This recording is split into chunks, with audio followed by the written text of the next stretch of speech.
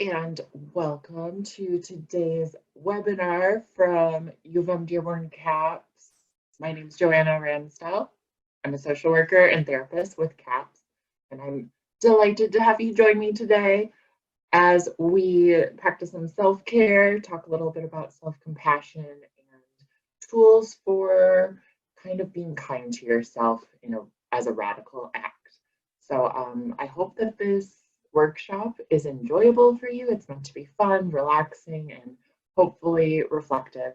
So I'm going to just go ahead and get started, pull up my PowerPoint.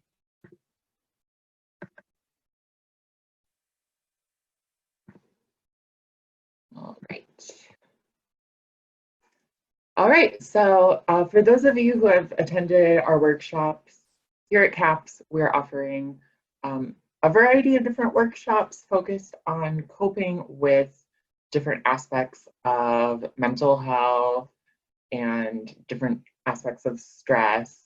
And one thing I think is really important to talk about that we don't talk about enough is self-compassion and this idea of radical self-compassion. So today I'm going to kind of explain a little bit about what that term means and offer a really kind of actionable approach to being more kind to yourself. And then we're going to do a meditation practice at the end to practice that idea of self-compassion. So all you'll need to participate today is kind of just a willingness to open your mind and open your heart to this information, a willingness to reflect on yourself. Feel free to take what serves you and leave what doesn't. I'm not here to preach anything or tell you how to think about these things. It's really meant for you to kind of reflect on what's meaningful to you about this topic of self-compassion. At the end, we'll be doing a meditation practice. So I would recommend be in a place that's maybe quiet where you're not going to be disturbed. You can feel free to kind of lay down during the meditation or sit up straight in a chair, whatever works for you. But get comfortable and let's get started. So the first question I want to ask before we even kind of get started with this topic is what is self-compassion, right? What does that mean? So what does self-compassion really mean to you? Oftentimes when we think of the word compassion, we think of being kind or caring or understanding of others, but do we really apply that word to ourselves? And what does it feel like to even apply that word to yourself? What comes up for you when you think of being compassionate or kind to yourself? Is that a foreign concept? Does that feel uncomfortable or weird or selfish, or does it feel natural and nice and comforting, right? Whatever comes up for you, it's totally valid, because I think we have all sorts of different experiences with the idea of being kind to ourselves, and we may get different kind of messages growing up or in our culture about whether or not that's okay.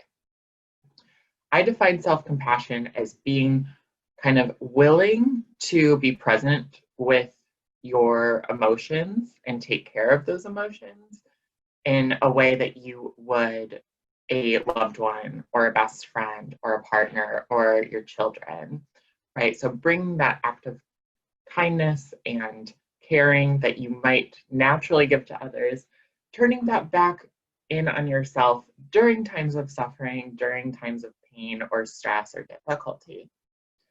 And why is that important? Why is that such a radical act? Why is that so hard to do for so many of us? Self-compassion really is a radical act, right? It's not something that we're necessarily taught to do in our families or in school, maybe in therapy, hopefully, but in a lot of aspects of our culture, it's not considered something that's important to practice, that idea of self-compassion, being kind to yourself, right? And I want to kind of unpack a little bit of why that might be, why self-compassion might be hard. The first thing I want to talk about is the myth of self-centeredness, right? Oftentimes, if I'm working with people and kind of suggesting different acts of self-care or self-compassion, a question that comes up quite often is, is that really selfish or self-centered to focus so much on myself, right? Is that narcissistic even to, to practice kindness to myself? And I really want to kind of drive home one different way of thinking about that, which is that narcissism or being kind of full of yourself or arrogant usually does not stem from true, real, full self-love. And what I mean by that is people who are really, really focused on themselves, don't care for others, are always kind of bragging or, even narcissistic, self-serving. Usually, and I can't say always, but usually a lot of those people are in deep, deep, deep shame about themselves, right? Narcissism is one of the most shame-based psychological conditions. And the reason for that is narcissism is a defense mechanism for a lot of people, right? So if you feel really bad about yourself, you feel like you're nothing or you're no good, you might kind of create this facade of being, oh, I'm the best in the world, or oh, I'm better than other people, because it protects you from those really deep-seated feelings of shame that you might not even be consciously aware of, right? So I would argue true self-compassion, true self-kindness and love is actually an antidote for narcissism, right?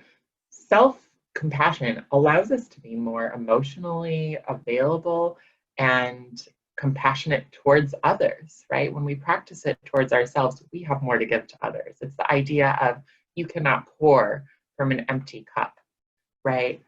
And I don't think it's self-centered just to, be kind to yourself, because it's really about being your best self so that you'll be able to give to others too. It's not about, oh, I'm just going to ignore others or not be kind to others, right? You can do both. You can be kind to yourself and others. The other thing that I think makes self-compassion kind of hard is it requires a lot of vulnerability, right? And a lot of times we might think of vulnerability, that word, as weakness, right? Being vulnerable or open to being hurt, right? Vulnerability is one of the strongest things that we can embody, right? Being willing to kind of be vulnerable with ourselves and really feel our emotions, really investigate our emotions. That's a really courageous thing to do, right? I think the norm for many of us, we all have different ways of escaping or avoiding or numbing our emotions, right? And this is what I also want to talk about with willingness versus avoidance. Emotional willingness means I'm willing to kind of turn my attention inward and really sense into what I'm feeling in this present moment, whether it's grief, doubt, fear, anxiety, depression, joy even, right? Even being vulnerable with joy can feel scary because it's like, when is this going to end, right? So all emotional awareness and willingness can feel really scary. So I want to ask you to think about this for yourself. Do you have different ways that you even unconsciously avoid being present with your emotions? What are some of your avoidance techniques? I know for myself, sometimes it's, eating a bag of chips or a chocolate bar. That'll get me away from feeling my emotions. Maybe it'll be just like staying on my phone all day, or just kind of only, engaging with screen time and not giving myself a lot of time to reflect or be present, right? What are some ways that you might numb your emotions with substances, with food, with distractions, right? It's so easy to find so many distractions. But when we numb negative emotion, we also numb positive emotions, right? One of the most important lessons I've learned as a therapist is that we can't selectively numb, right? If you're numbing grief, if you're numbing depression, if you're numbing anxiety, fear, shame, you're also numbing joy, you're also numbing excitement, you're numbing love, you're numbing care, right? So all of the positive emotions we'd like to experience, in order to fully experience those, we also have to be willing to be present with the not so pleasant ones, right?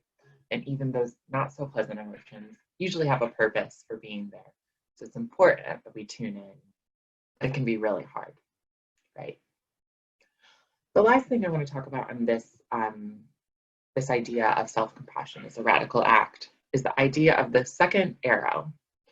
So the second arrow is a term coined by Tara Brach, who is a meditation and spiritual teacher who we're going to actually utilize for our meditation practice a bit later.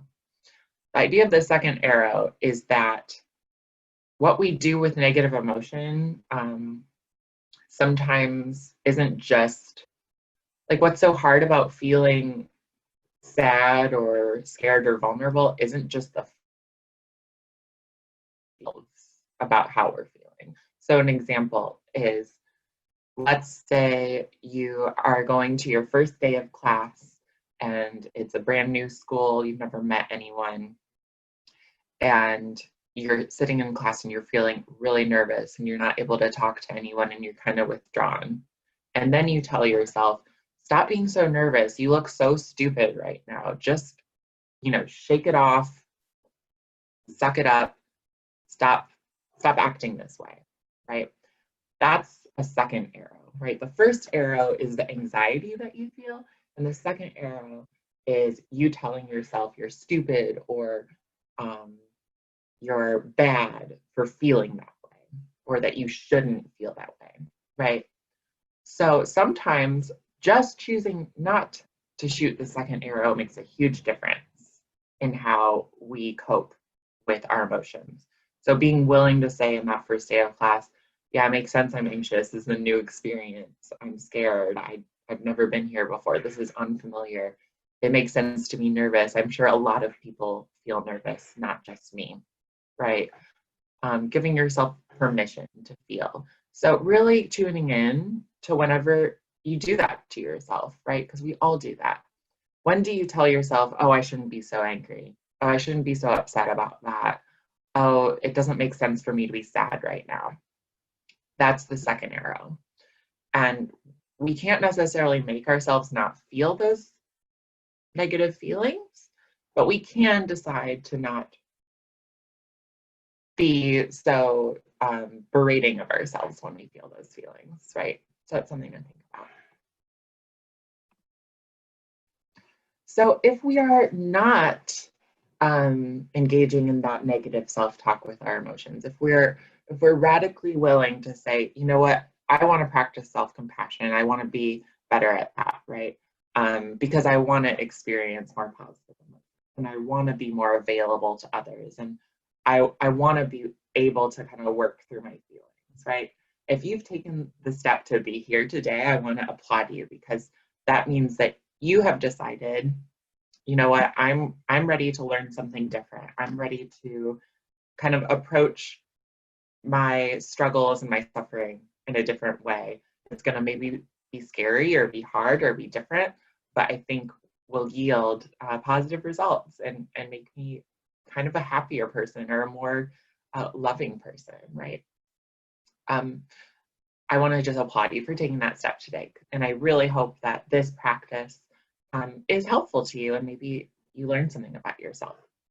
So one acronym for self-compassion is the acronym R.A.I.N. And this is a skill I also learned from listening to Tara Brach, who we'll be doing a meditation from in a few moments. She's a meditation teacher and she does a lot of work into self-compassion, self-acceptance, how to be kind to ourselves. So I highly recommend. She's got lots of free videos online on YouTube. Definitely check her out if you find this to be a helpful practice. So what is the practice of R.A.I.N?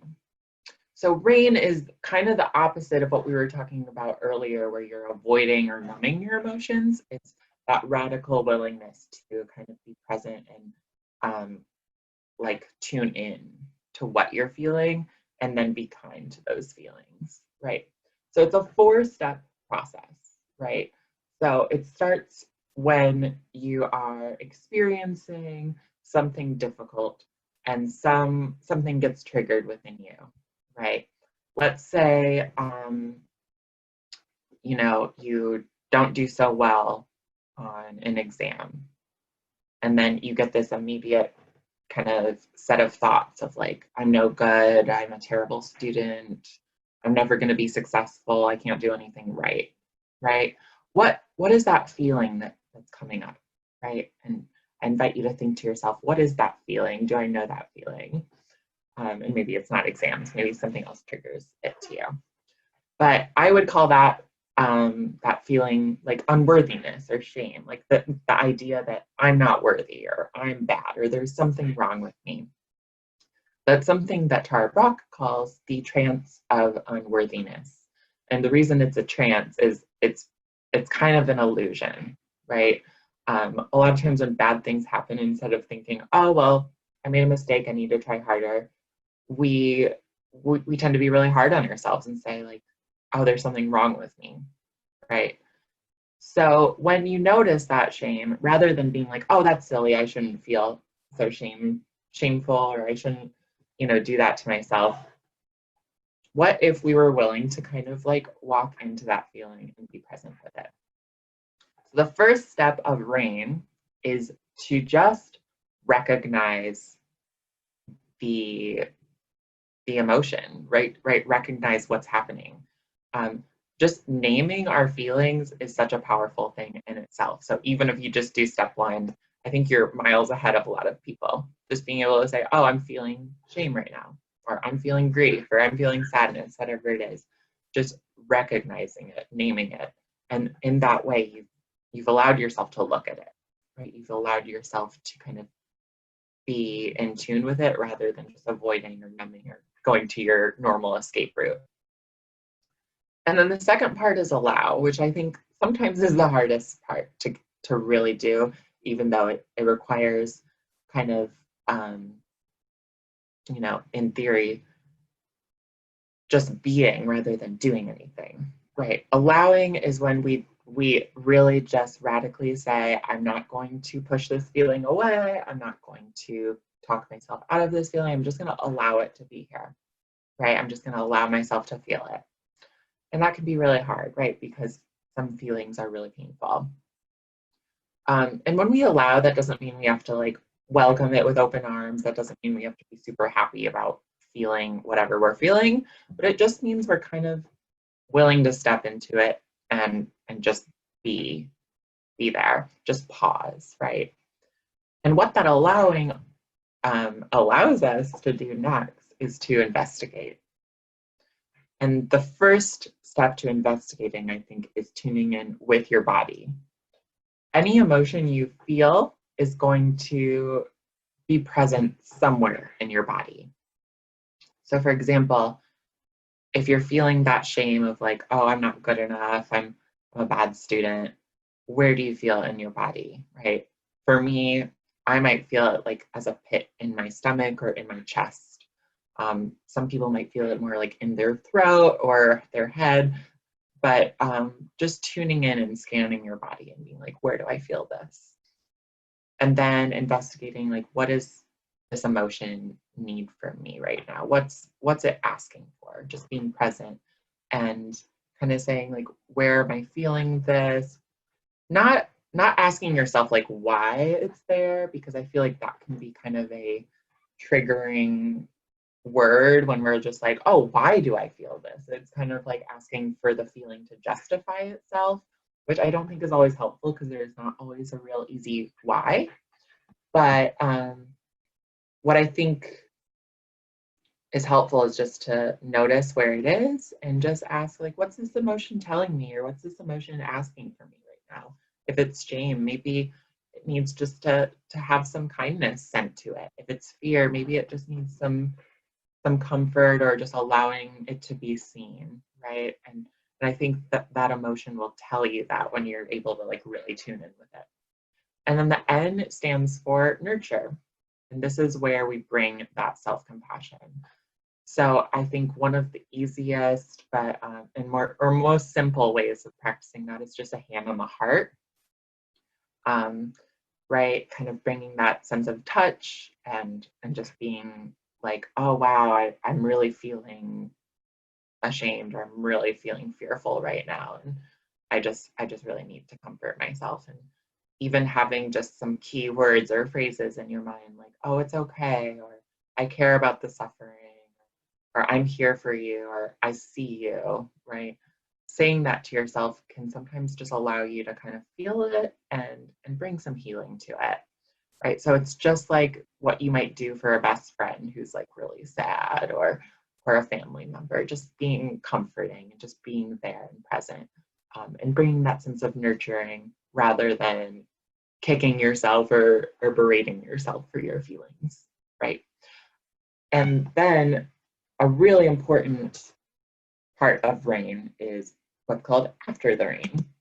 And after the R.A.I.N is noticing how you feel after you've done the practice and just really pausing and taking some inventory and saying, like, what did it feel like to get to know this emotion and to get curious about my feelings?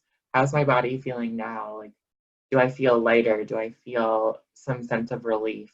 Was that really hard? Do I feel like sad or some grief about what I'm feeling, right? And there's no right or wrong answer to this, but really just noticing the effects of the R.A.I.N and noticing any difference in how the emotion feels in the body, right? Maybe there's a sense of lightness, maybe there's a sense of relief that just came from that simple act of touching in and being kind, right? So this is a really powerful tool that I've used in my own life, I've used with clients, and I really want to invite you to do this for yourself today. So what I'm going to do, I'm going to put on a video where we can practice this together. Go ahead and take a moment to get into a comfortable spot. You can lay down, you can sit up straight, and I'm going to pull up a little YouTube video, and we're going to practice this together. Okay. So, share the screen.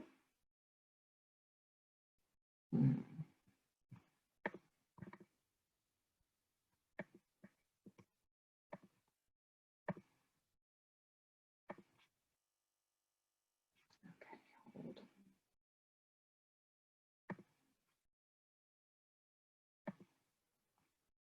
The following meditation is led by Tara Brach. To access more of my meditations or join my email list, please visit tarabrach.com.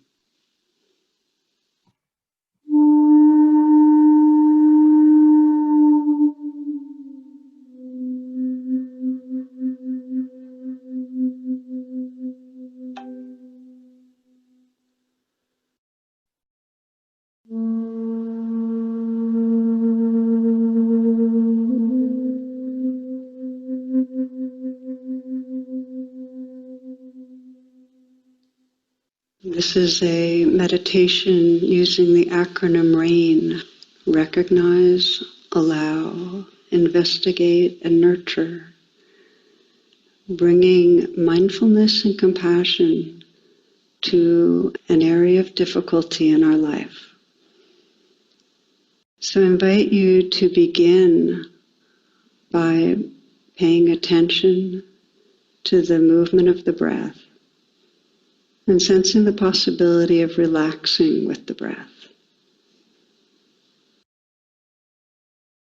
You might sense the in-breath being like a balloon that's inflating, just filling yourself, receiving healing, prana, life. And the out-breath, a releasing, letting go.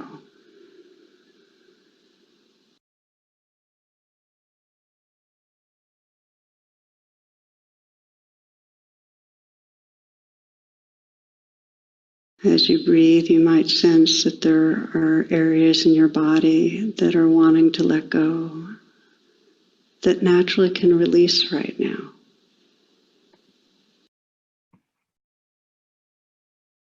Perhaps letting go in the shoulders,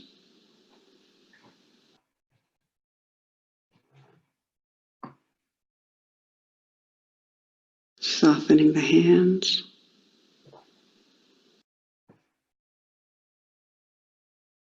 relaxing the belly, relaxing the heart.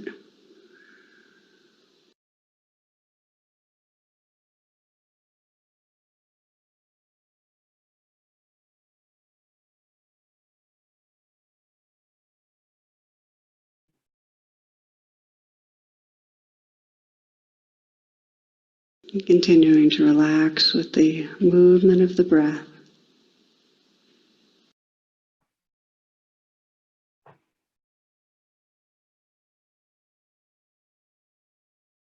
The mind drifts with thoughts, and you notice that.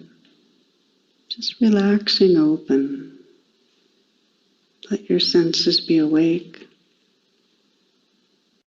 And gently landing, resting again with the breath.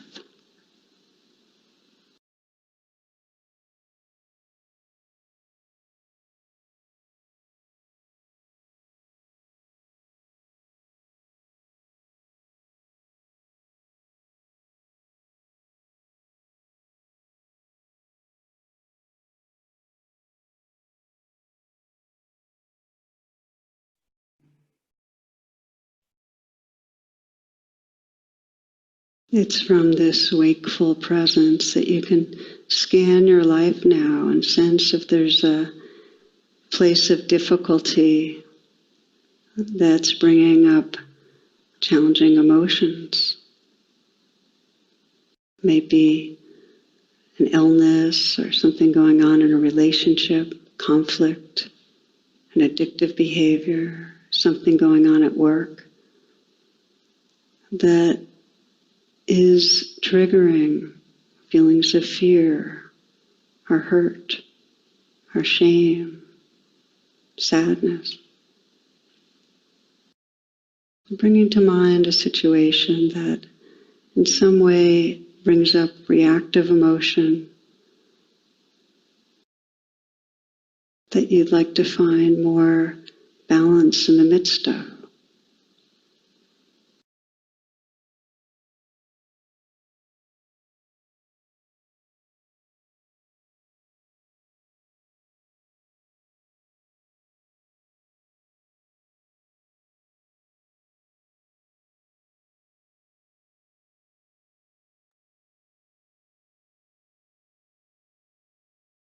It won't serve so well to bring up a situation if it feels like it evokes trauma. So picking something where there's a charged reaction, but not something that feels overwhelming.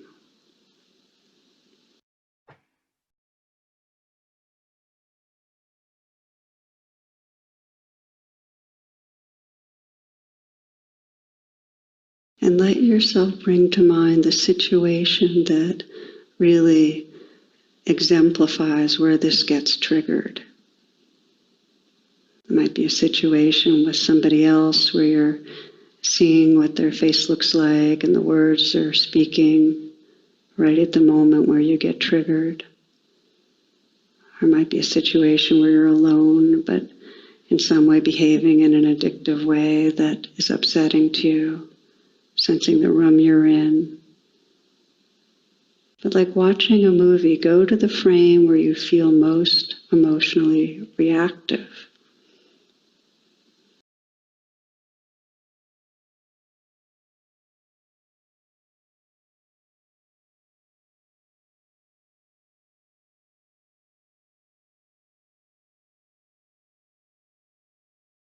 Allowing yourself to freeze the frame. Sense what's triggering you. And we begin R.A.I.N. The R of R.A.I.N. is to recognize. By recognizing whatever's most predominant that's going on inside you. It might be you're feeling anger or hurt. Or maybe you feel totally frozen with some sort of a stuck in tension, unable to do anything. Filled with anxiety, just naming to yourself whatever it is you're most aware of.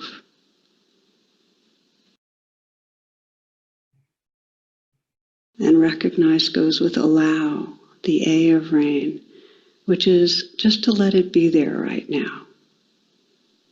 With allow, we pause and we make space for what's here. Allow doesn't mean you like it. It means that you're acknowledging that this is the life of the moment. You're letting it be there.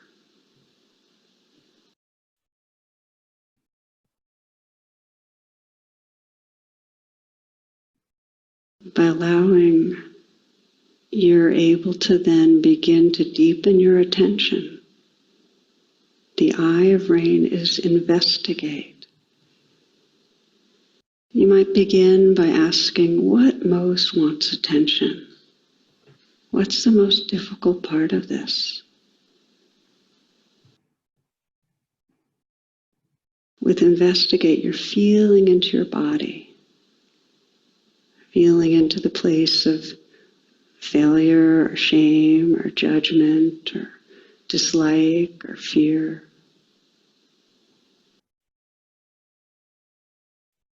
It can sometimes help to ask yourself, well, what am I believing when this is happening?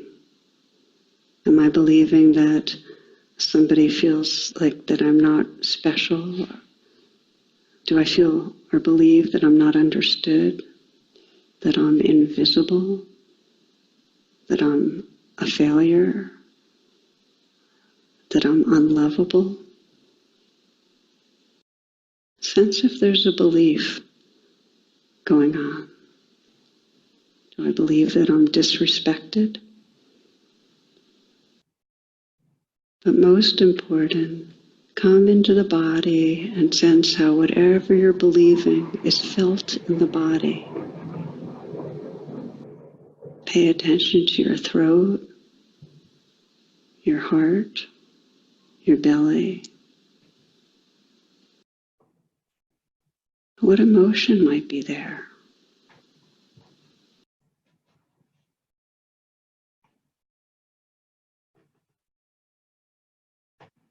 What's the felt sense?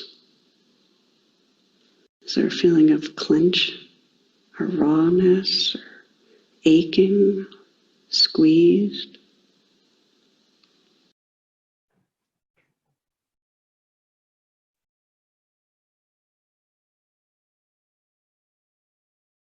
You can investigate more fully if you assume the facial expression of what you're feeling. And don't be inhibited. Go ahead and just let your face take on the expression of whatever is really being triggered. And you can even change your body posture. You may end up feeling like you're going to raise or hunch your shoulders. Maybe your hands want to come into fists, whatever it is. But allow your body and your face to express what might be going on inside you. That's a part of investigating and fully contacting the experience. What do you notice?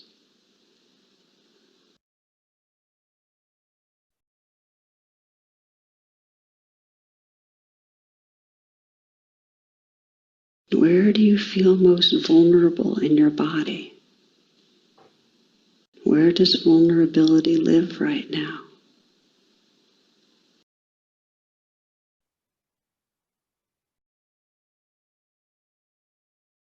And if that vulnerable place in you could communicate, what would it want you to know?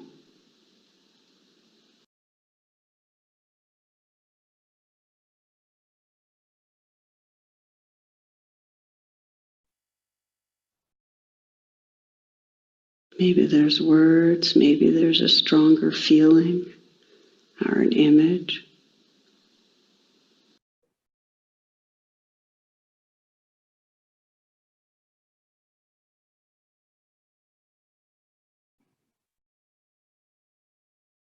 The investigate begins to move towards nurturing. When you ask that vulnerable place, how do you want me to be with you?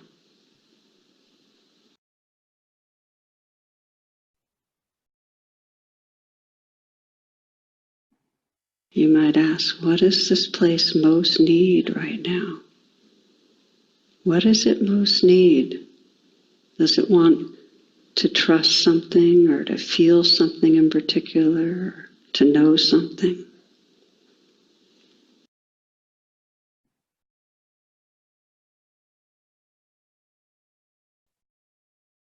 Asking, investigating, and begin to sense now the possibility of responding to this place inside you from the most loving and wise part of you.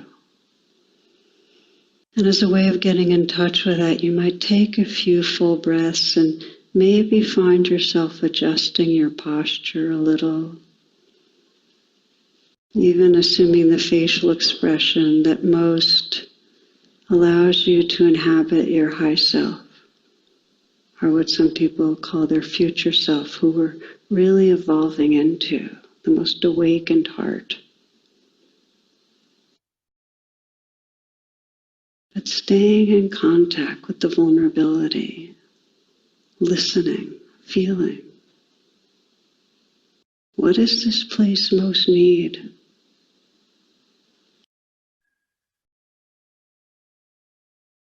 Calling on your wisdom and your love now. Sense that you can offer to this vulnerability. You can nurture this vulnerability by offering what's needed. You might begin by sensing where it lives in your body and gently bringing a hand perhaps to your heart or your belly, as if your most wise and loving part of your being could offer a tender touch, letting energy start flowing into the place of vulnerability. It's like, if you haven't done this before, if you put your hand on your heart and vary the touch until it feels tender, that's the beginning of a radical shift where we start to regard with compassion our inner life. What words or message does this part most need to hear?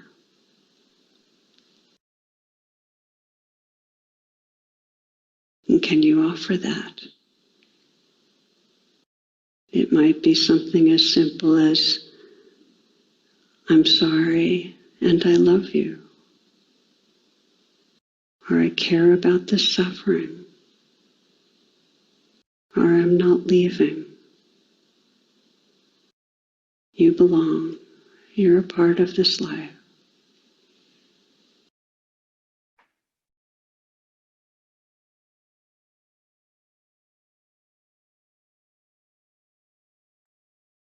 If it feels difficult to offer compassion from your own high self, you might invoke or invite some being that represents compassion and love. Just call on that being. Could be a person, teacher, healer that you know, someone living or dead, a relative, a child.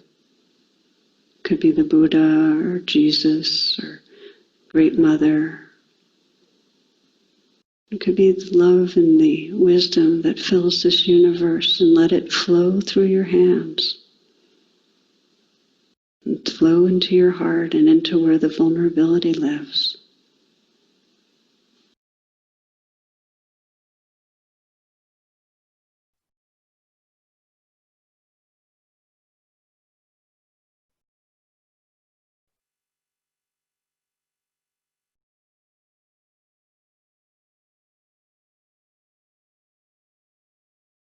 Rumi says, don't turn away. Keep your gaze on the bandaged place. That's where the light enters you.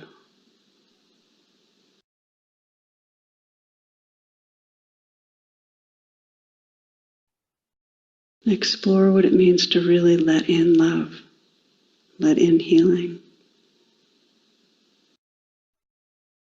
Being the holder and the held.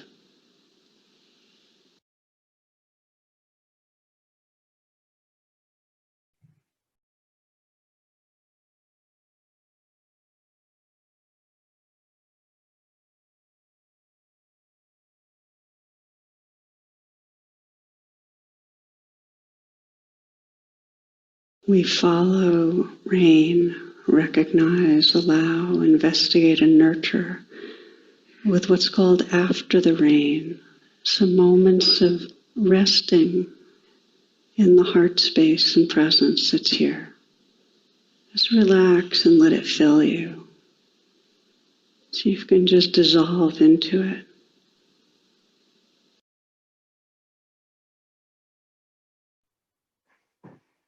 Be aware of the quality of presence that's here. What's it like? What's the sense of your own being, of who you are right now?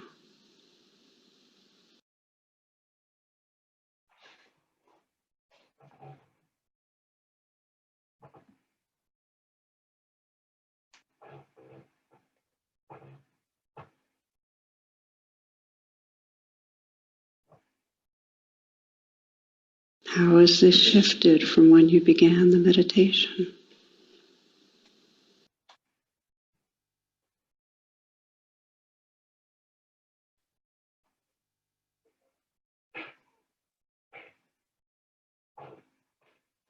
Sensing the heart space that's here and trusting this is more the truth of who you are than any story you could ever tell about yourself.